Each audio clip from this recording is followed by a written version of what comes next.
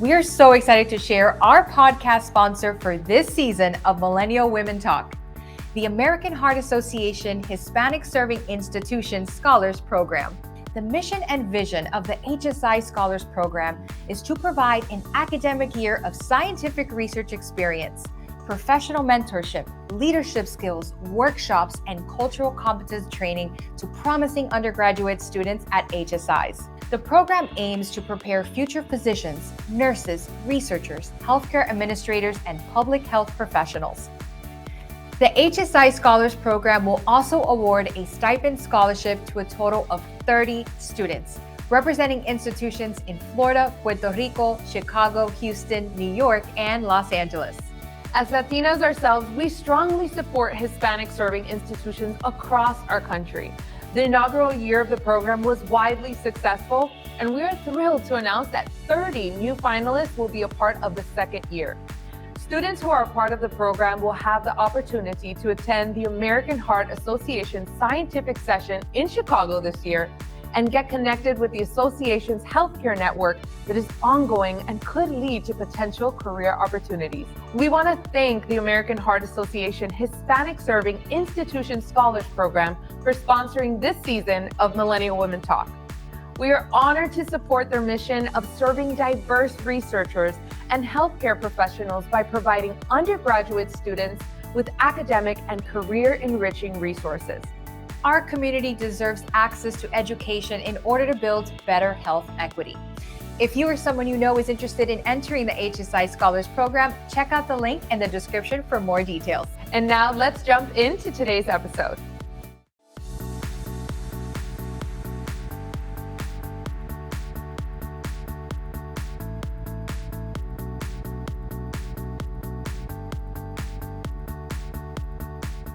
Hey everybody, my name is Melissa Carcache. And my name is Stephanie Carcache, and we are two sisters and also the hosts of Millennial Women Talk, the podcast. Yes. Today's episode was so fun. We got the chance to speak with Jay Flores. He's a global STEM ambassador, and he just has this passion to encourage youth into careers in STEM. Yes, and we learned so much, right? So that really math and science is needed in everyday life, which I was not a math and science person, so I was like, oh yeah, I do need that. And really showcasing, and promoting children and the youth to just be curious and to really follow your heart and then your mind and reverse engineer your goals. So we learned so many things, not just about the STEM industry, but really about practical life and really great tips and tricks for parents as well. So we hope you enjoyed this episode, and here's our conversation with Jay Flores. Jay Flores, welcome to the show. Thank you so much for being here. Thank you. Appreciate y'all having me. Of course. You are a STEM ambassador. I just have to let you know, what I love the most about you is just the passion that you have surrounding just encouraging mainly the youth in pursuing careers in STEM. Tell us, how did that even begin? Tell us a little bit about your journey. Yeah, so I think that passion and that energy comes from because it came from my heart. It came from me being impacted first, right? So I'm the first engineer in my family, at least with a degree. I consider my father to be the smartest engineer I know, but he got it through military training, not through college education. And so my parents got me from diapers to high school graduation, right? In terms of everything I would need and guidance and direction in education.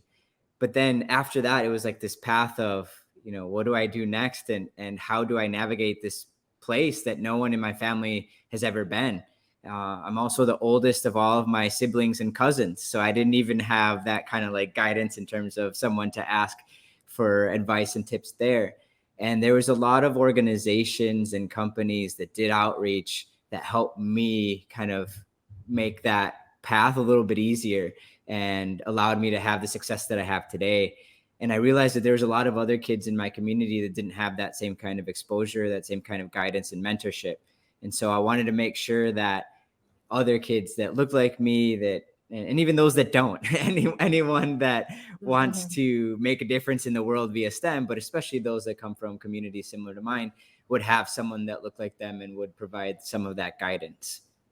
Yeah. I love that. And why STEM? Why science? Like, how were you introduced, to that idea?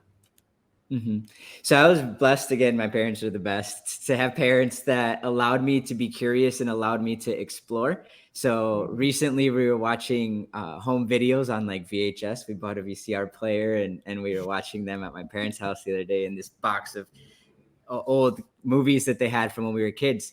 And when I was 3, I was designing my first airplane, and it was made out of Wow. couch cushions, right? So it's not anything like super fancy or like I was some crazy smart kid. I was just very curious, and my parents allowed me to explore that curiosity, and I wouldn't get in trouble when I started messing around with things. And eventually, like that grew into learning. Oh, math and science is a way that you can create things, and then my mom's side, she's an elementary school psychologist. So she was always about helping people and helping youth. And so I kind of found a way to connect both the creating and building side from my dad as a military trained engineer, and then the helping people and especially helping youth side from my mother, and turn that into, hey, engineers just solve problems. And this is the type of problem I want to solve. And that's what eventually grew into my career. I love that, because you believe that everybody is an engineer in their own right, right? 100%. So like from the time you're born, everything is an experiment. Like everything is new. Everything is like you're trying to learn. And I had that environment where I was allowed to experiment. I was allowed to explore. When I asked questions, I didn't get like shut down or told it's just the way it is or stop asking questions. And I can feel the pain from parents because toddlers like to ask a lot of questions, and it goes down this path that like never ends. But it's really important to allow them to explore that, because that's what then kind of creates that creative flow and juices in their mind, that it encourages them to do the innovation later on. I think we have it wrong in terms of what society looks for when they think of engineers or scientists. They think like, oh, the kids that are good in math and science are the ones that are going to be good engineers. But I think it's more so those that are really curious and creative that then learn like how they can use math and science to solve the problems they care about. You don't necessarily have to like love math right away. I wasn't the biggest fan of math. I would always ask, why would I ever need to use this again in my life? And it's just when I found those. Exactly. I feel like everyone's asked that at some point. Yeah. Like, there's no way this thing matters. But what I found was that it's not the equations that matter. It's what you can do with those equations that matter. And that's what makes things special. And I just want more kids to be able to see that, and more parents to be able to, hey, even if you don't know the answer, even if you personally weren't like really enjoying math and science when you were younger, you can still help guide that process of curiosity. Yes, curiosity. And other generations, wouldn't you say? Like, I know for my parents, it was like when adults are talking, you don't interject, right? Even if they did have that curiosity, it's like we kind of shut down that curiosity a lot without even realizing, right? When adults are talking, like I mentioned as an example, it's like you don't talk. Or, kids also really love to ask, well, why, Dad? Right? That was all the time. I was that child. I was the why. Would be like, oh my God, because it is what it is, right? We grew up with Cuban parents, and all I would say was, ¿Y por qué, papi? ¿Por qué? Like, that's all I kept saying. And there's videos of me, and my dad was so annoyed, and he's like, I don't know. Right. Like, what would you tell to parents? Like, because I remember my dad saying that to me, and he was like, I would tell him, ¿Por qué, papi X? He'll go, oh, because it is what it is. Right. And that was it. What would you say to parents, like, to encourage, to speak, to help kids' curiosity kind of run wild, because they could be leaving a potential career on the table in my eyes.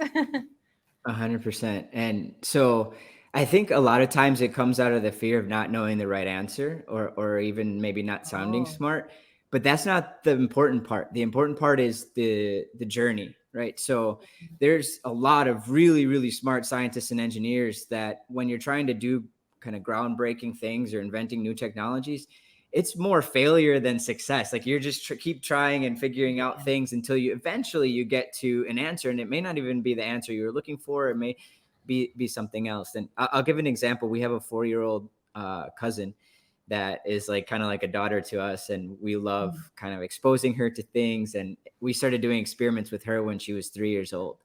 And the first experiment we did included vinegar and baking soda as part of the experiment. And a couple of days later, her mom sent me a video and she was mixing baking soda and orange juice. And she was like, experimento. And like, it doesn't do anything. Like, but that doesn't matter. Like, what matters is that she's curious and she's exploring. Like, so to her, experiments was like mixing baking soda with stuff, which isn't necessarily always going to do something. But again, she's in the process of experimenting. She's like playing with the world and figuring out how things work and why. And that's what's more important than getting the right answer or even knowing. So if you're a parent and you're still struggling with that, just like continue to go down that path, explore with them. You don't need to be the expert. Just go down that path with them and maybe even pose some questions to them back so that they'll continue to explore off on their own. Yeah. You know, I think it's interesting, like when you hear the word STEM, many people feel like it's so abstract and kind of like, oh, well, what is that? What is that? And I really love, you know, some of the stuff that I've heard from you is like STEM, careers in STEM really ultimately is just like problem solving, which I absolutely love. Can you talk a little bit about just careers in STEM in general and just kind of take away that abstract feeling that many people have towards just STEM in general? Yeah, 100%. So I think anybody and everybody can have a big idea, and it's just like surrounding yourself with the resources and the people and the tools or gaining skills yourself in order to make that idea come to reality. So it's like you said, it's just problem solving, and you get to decide what types of problems you want to solve. And so the equation for F equals ma, so maybe you're familiar, force equals math times acceleration. I have a little twist on that. Fun equals math times application. I love that. So there's not a lot of people that just like math just because it's math, right? Just to do problems. There's not very many people that are like that. But if you don't have the understanding of some math and science, then you might not be able to do anything with that application that you care about. Let's say you want to cure cancer, or you want to send someone to the moon, or you want cars that don't pollute, right? If you don't have the math, you can't actually do any of that, right? You have a good idea, but you can't actually make that into a real technology. Now, if you don't have the application, then that's not going to go anywhere either, right? Because you could be really smart, but if you're not passionate about the particular topic you're working on, you're not really going to innovate that far. And so what I try to do is lead with passion first. And I try to reach kids and like, what do you like already? What are you passionate about? That could be anything, again, from space to cereal, and just helping them see the science and the math and the technology behind whatever it is that they already like. Because those are the people, the ones that have something that they really care about, that then gain the skills that they need in STEM, that then actually go off and change that industry or potentially the world. Right. You know, it's funny because, and I'll speak from my personal experience, you know, I mean, math and science, I mean, I was like, oh, I wasn't very good at it. You know, I thought, like we talked about earlier, I was like, why do I even need this? Like, you know what I mean? But I also feel like we weren't educated enough to understand like what you're explaining right now, right? How you said like space to cereal, or like, you know, how, you know, what would you say, or what would be the best way to really start exposing, you know, the youth really to this field? Because, you know, I'll bring it back to this as well. Entrepreneurship, right? It's so popular. Everybody wants to have a business. Everybody wants to be an entrepreneur. Is there a way to marry the two? Like if there is a young kid interested in having his own company, what would that even look like in a STEM environment? Yeah. So 100%. One, let's start with the first part of that. It's literally everywhere. And one of my favorite partnerships is I'm a mystery science guide for Discovery Education. So we answer questions that K to fifth graders submit. And that's everything from like how were Lego bricks invented to like talking about how ice cream is made.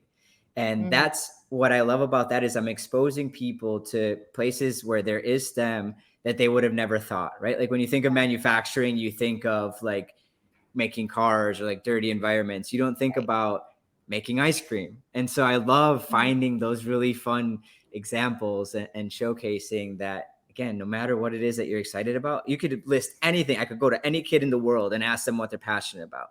And there's going to be some way to attach technology to that. And the more you can attach your STEM skills to it, the more likely you're able to either one, have a career in that space that you love, because there's always going to be a demand for STEM roles in that space. And then also, if you are really good in that space and you're passionate, you want to really innovate and change it, then that's what leads to the entrepreneurship avenues. Now, the challenge is, like, what part of that entrepreneurship journey do you want to take on? Do you want to be a founder, right, of an organization or a company? Are you more someone that's like a fundraiser, right? So you're the one that's going to be pitching and getting support. Are you a marketer? You're going to take that idea and put it off on TikTok and Instagram and really help people see it.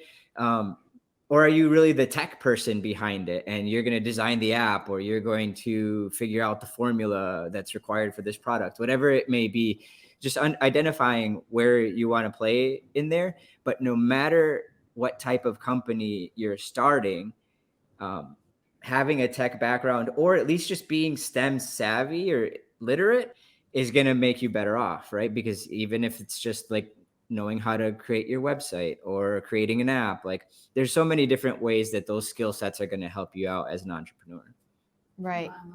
Let's get a little bit practical. Like, what are those tools or steps, or like, so let's say a young kid wants to have his own business, does he what does he do for school? Like, or what kind of classes does he take to sort of apply the STEM sort of like skill set to his or her business? Like, tell me a little bit more about the 1, 2, 3 steps of getting there.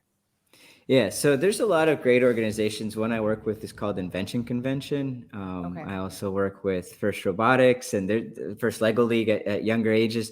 These are kind of after school, sometimes in school organizations that allow you to have a fun and safe place to experiment and invent. And I think that's the way to start, right? Whether that's like a science project that you have to do for school, choose a topic that you're passionate about and start designing there. Or getting into something like Invention Convention, where you can submit your ideas and potentially, go on to a national event or receive awards or scholarship money, whatever it may be. But really, it comes down to just thinking, okay, one, what am I passionate about? What do I care about?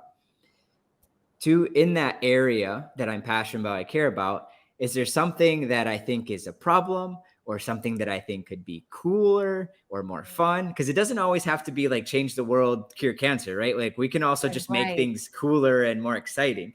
Yeah. And so, like, if you can find that area that you're passionate about, identify a problem or an improvement, and then just start exploring and experimenting in that space, and what kind of ideas come up around. And then as you start formulating one of those ideas that you really like, then you want to get it out there, right? So whether that's like focus groups, it's asking friends and family, or like going out into community and saying, hey, this is my idea or my product, what do you think about this?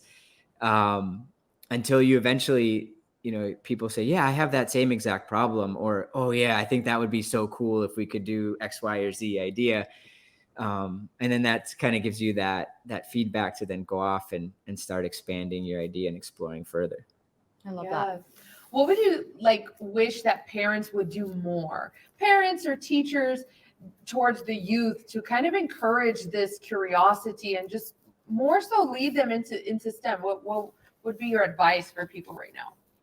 Yeah. So if I dig deep into the core of who I am and how I got here, there's a couple moments in my life where I took big leaps that may have been really scary, but for whatever reason, I just had the confidence to go and say yes.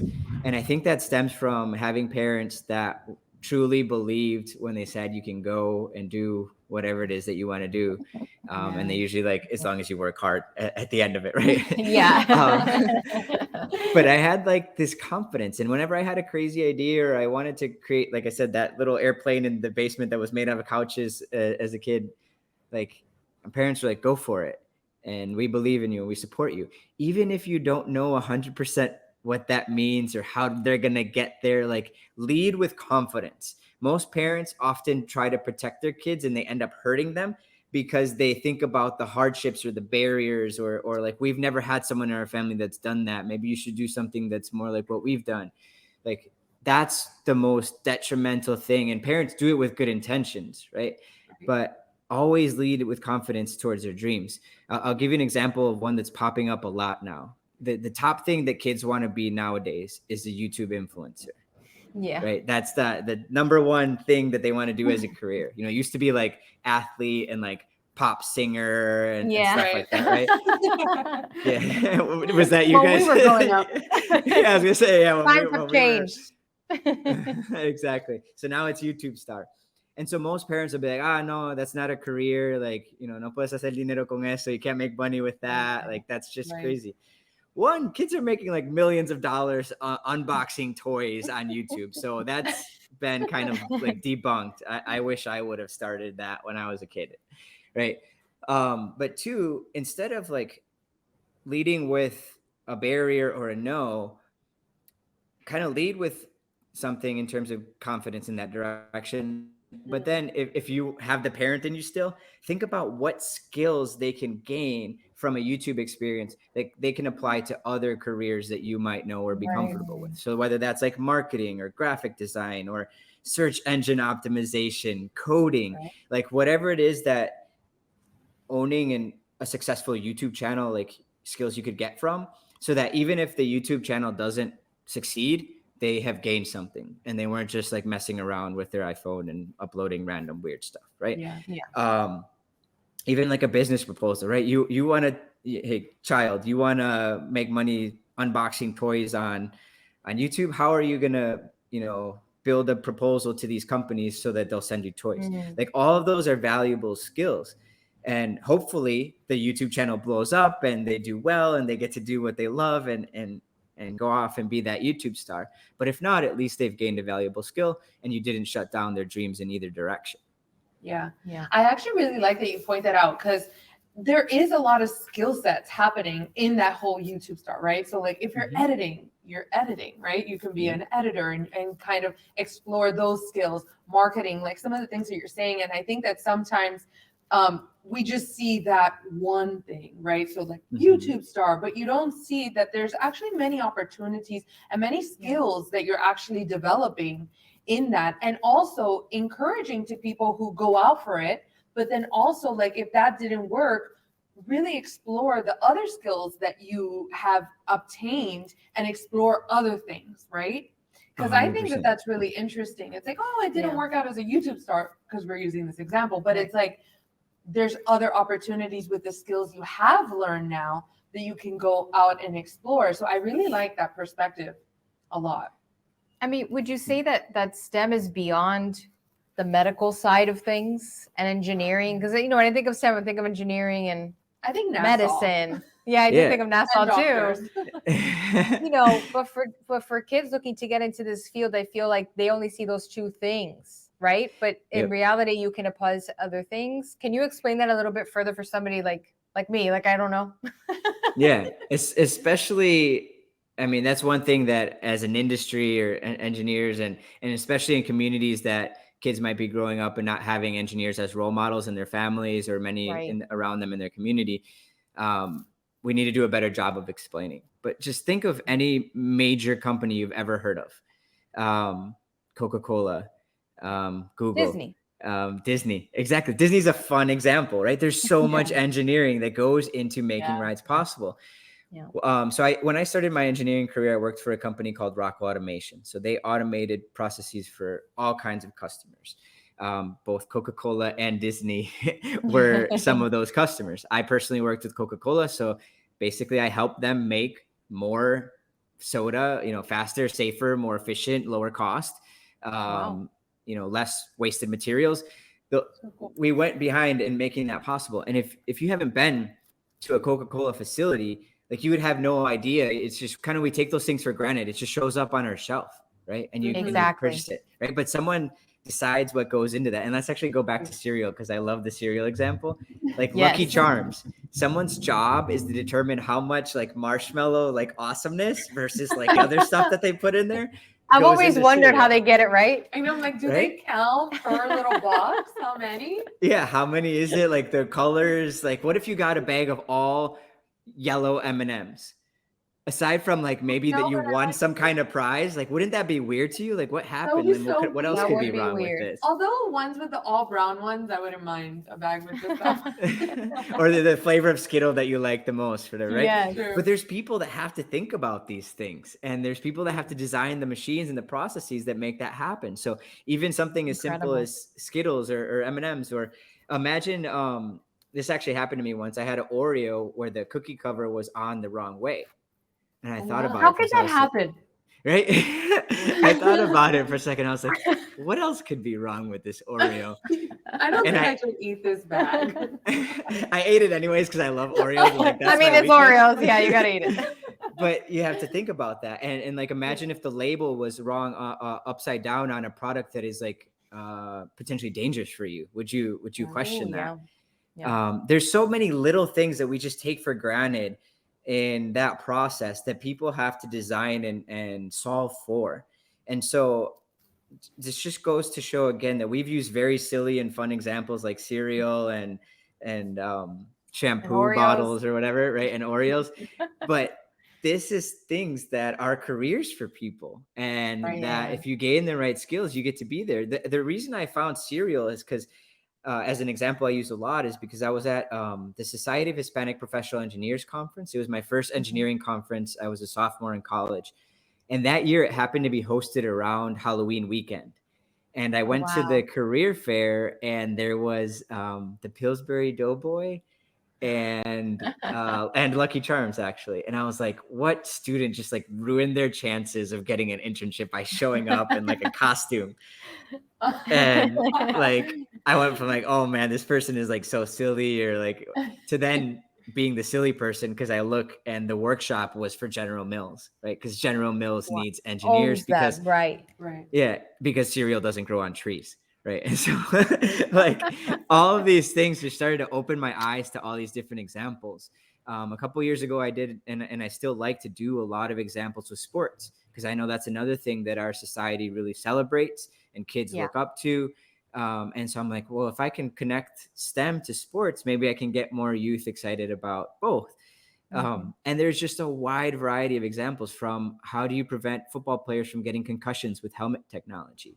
Or how do you create a shirt that when someone has sweat so much that they could potentially die of heat exhaustion or pass out or just be sick in any way, like it changes color so that they know that they need to hydrate. Like all these different crazy ideas that kids can start to explore. And let's say you love basketball and you really want to be LeBron James, but you're like me and you're not that tall and you're not that good at basketball, like, but you're really creative.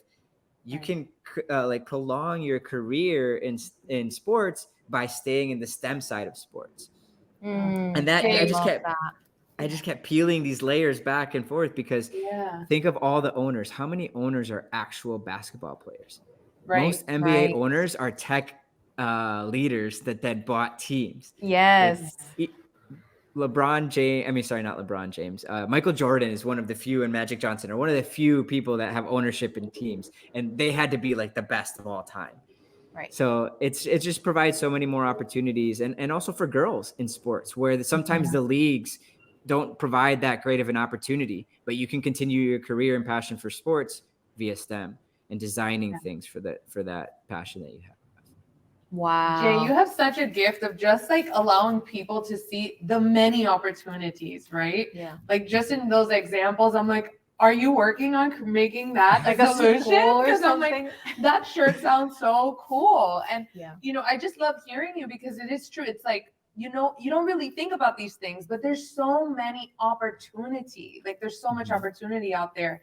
And it just starts with that spark of just curiosity, right? Yeah. 100%. You don't have to be the smartest kid in the room. You just have to be the most curious, and the one that's like gonna keep asking that question and until you figure it out, right? Until you create that product or you work with a company to make it. Yes. I love that. Oh my gosh, Jay, you're incredible. What do you think is like the one piece of advice that you would share to a young adult or the youth, you know, that are just like, where do I even get started? Like, what's that first step to start educating myself in this field?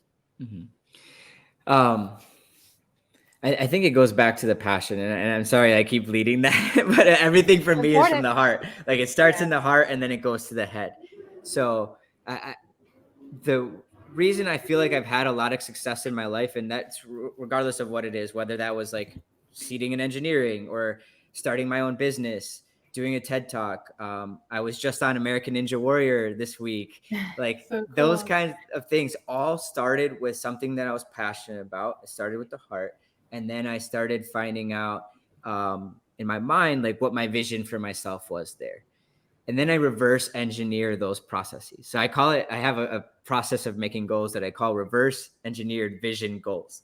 So you start with your passion, then you set a vision. So you set like a really big goal for yourself that would be like game changing. So like when I was first starting out as a speaker, like a TEDx talk was like a big deal, right? So I wanted to get a TEDx talk. So I set that vision and then I reverse engineer, okay, what kind of steps do I need to take to order to make that happen?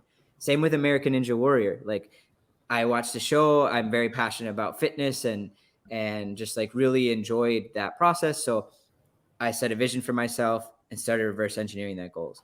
And sometimes it happens fast. My TEDx talk actually happened pretty quickly because I was doing a lot of speaking in STEM already and it kind of worked out.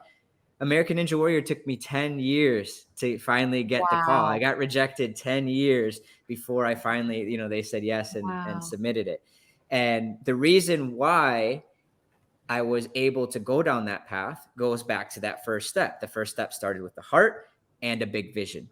And then dissecting that vision into steps allowed that crazy goal to seem more manageable. But then also when I got the rejections or when I hit roadblocks, I was still viewing that all as steps in that direction. And so it didn't really, it's not easy, but it didn't completely discourage me. I didn't give up because I had that vision. I had enough of a passion to keep going down that path and like little steps to take as wins, even when I had some rejection. So start with the heart, get that big picture, and reverse engineer it.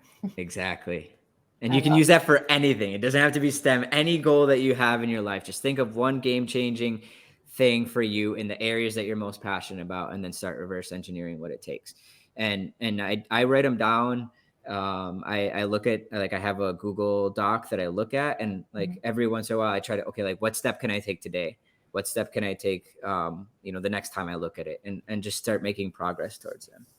Love it. I love it. Jay, where can people find you and follow you and all that good stuff? Yeah, so I think the easiest is my website is jayfloresinspires.com. So JAYFLORES inspires.com. If you scroll down to the bottom, you have all of my links to social media. But Instagram and TikTok is Jay Flores Inspires. And then on LinkedIn or YouTube, just my name, Jay Flores. You can find me there. And there's all kinds of great STEM content for youth. If you're a parent that wanted to, start this journey that we talked about earlier, but you don't know where to go or where to start, I have plenty of great content that's family friendly, that's a lot of fun. And I like to make things that are as entertaining as they are educational. So your kids won't get bored or mad at you. I love it. Thank you so much, Jay, for being on our podcast today and really just being such a really an inspirational person for our Latino community and for, kids and people all over the world. So thank you so much for your time today. We're so grateful. Thank you. I appreciate it all for the opportunity, and I look forward to keeping in touch. Of course. Bye, Jay. Thank you. Bye.